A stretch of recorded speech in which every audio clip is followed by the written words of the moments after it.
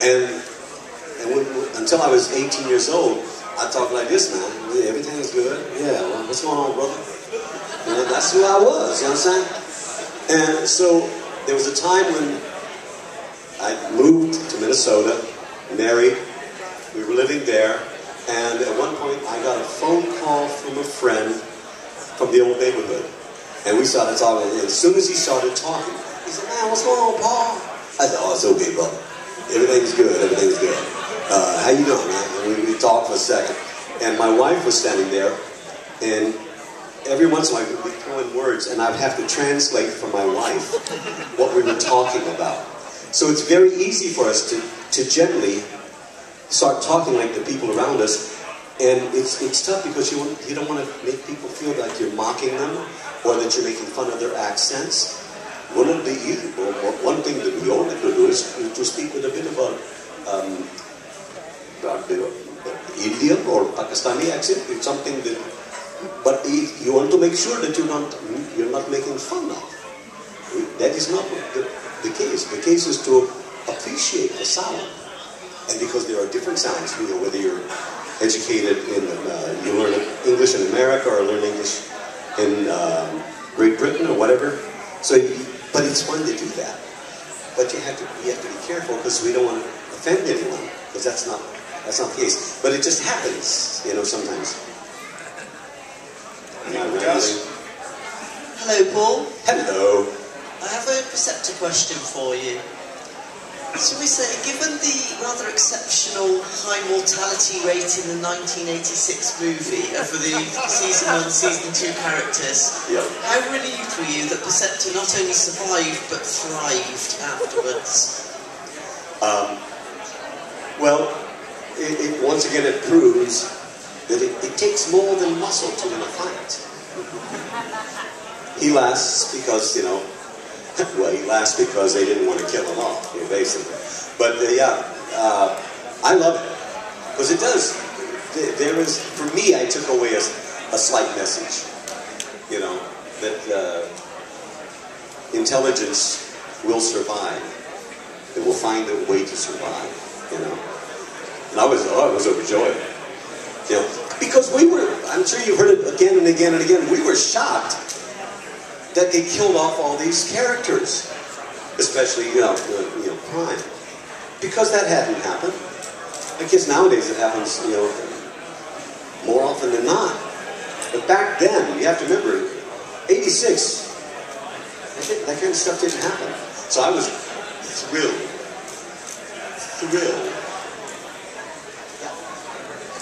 Besides the Metal Gear Solid series, is there any other computer game series you'd like or want to do in the future? One of my first games was Diablo.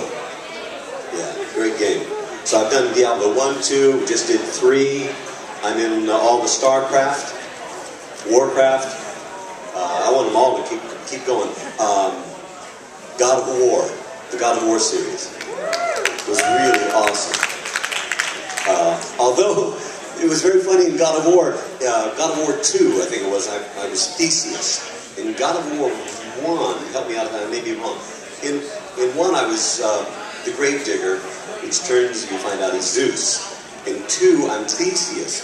And it was great because they told me that, well, this is a scene where Theseus dies. Or he gets messed up pretty badly. I said, okay, well, how's it happen? He said, well, they have this huge door that's like, 15 feet high, big metal door, and they slam his head in it. I said, okay, good, okay, cool. How many times? He said, oh, lots. I said, well, wouldn't I be dead after the first and second? Because they wanted me to scream for each one. 1 or 2 hits in the 15-foot metal door, and I pretty much, no, this is Theseus, this isn't you, Paul. So I did the,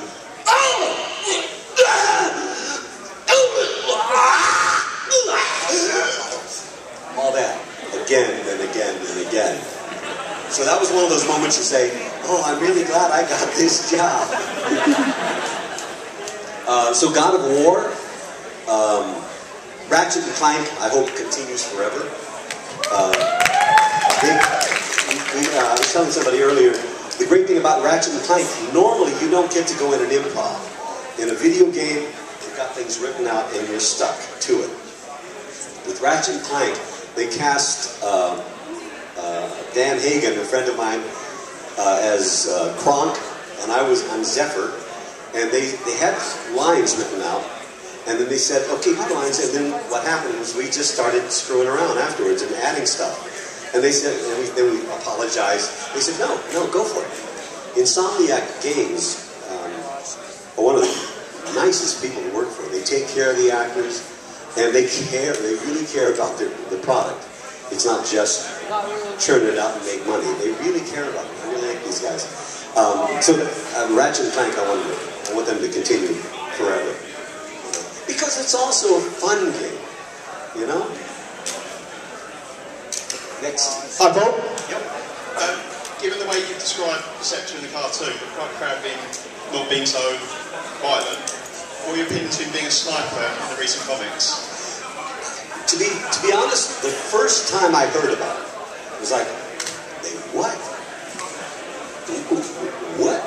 And then I understood what happened and why and all that stuff. And for me, in a selfish way, because I love the character, anything that keeps him alive and active, you know, whether I'm doing it or not, I want it to happen. And I actually, now, I think he looks really pretty cool. Yeah. And why not? You know, I was telling somebody else earlier, we got to change with the times. And the times are changing. So, you know, whatever keeps him alive, you know. I would love to do it, you know. I would love to voice some of those things. Any other questions? Yeah.